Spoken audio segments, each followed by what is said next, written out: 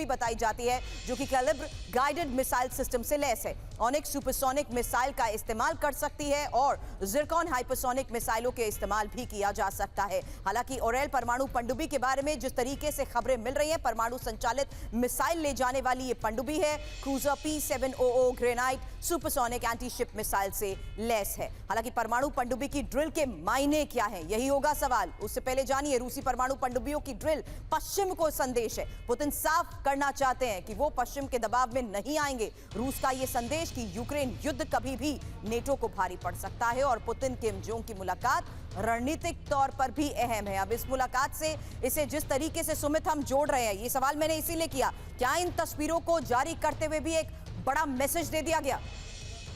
देखिए, मैसेज बिल्कुल क्लियर है कि आप देखिए क्यूबा के अंदर न्यूक्लियर मिसाइल तैनात की गई, वो उसके बाद वापस आ गई रशिया। लेकिन रशिया ये मैसेज इसलिए देना चाहता है, वो वेस्ट को इसलिए समझाना चाहता है कि अगर आप हमारे इलाकों में ऐसे गश्त करेंगे, लगातार हम पर प्रेशर पॉइंट बनाएंगे, तो फिर हम भी तैयार हैं। और इस तरीके की एक्सरसाइजेस करना खासतौर पर उन इलाकों में जहां पर या तो प्रभाव ज़्यादातर अमेरिका का है या फिर उनके अलायंस का है या फिर आप ब्रिटेन का कह सकते हैं, तो उन इलाकों में एक्सरसाइज करने का मकसद बिल्कुल साफ होता है कि देखिए हमारी क्षमताएं आपसे ज़्यादा है, मुकाबला करने के लिए तैयार है। भले ही हम यूक्रेन के युद्ध में आप कह सकते हैं इन्वॉल्व हो, लेकिन हमारी क्षमताएं इतनी ज़्यादा है कि हम और फ्रंट के ऊपर भी लड़ सकते हैं।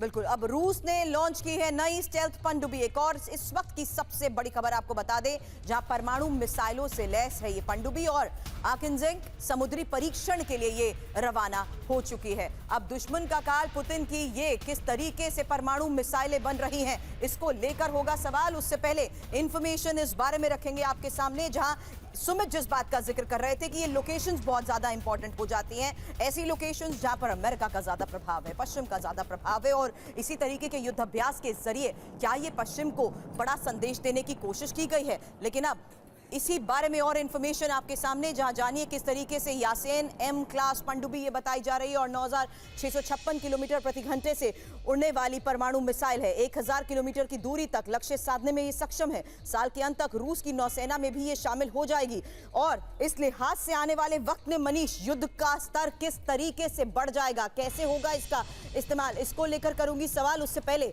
इसकी फायर क्षमता भी, जहां देखिए जिरकॉन परमाणु missile, Kalibr missile, Onyx cruise missile और साथ ही स्टेल्थ क्षमता, जिसके बारे में इंफॉर्मेशन, उन्नत sonar system, updated fighter system, track करना भी मुश्किल। मनीष, देखिए, सेंट पीटर्सबर्ग के जिस डॉकयार्ड में ये सब पनडुब्बियां बनाई जाती है, एक बार मैं स्टोरी करने के लिए वहां गया था, तो मैंने कुछ लोगों से बात की थी। उन्होंने एक बड़ी दिलचस्प बात कही कि यूक्रेन में जब तक युद्ध हो रहा है तब तक तो आप देख रहे हैं कि यूक्रेनियन टेरिटरी में रूसी सेना चारों तरफ से आक्रमण कर रही है, लेकिन जब इस युद्ध का दायरा बढ़ेगा, यानी यूरोपीय देश तक पहुंचेगा या अमेरिका तक पहुंचेगा, तब इस तरह के परमाणु पनडुब्बी का सबसे अहम रोल होगा और ये सबसे अधिक घातक होगी। और इसीलिए देखिए, पूरा जखीरा है इनके पास न्यूक्लियर सबमरीन का। कई सारे सबमरीन भारत ने भी रूस से मंगाए हैं।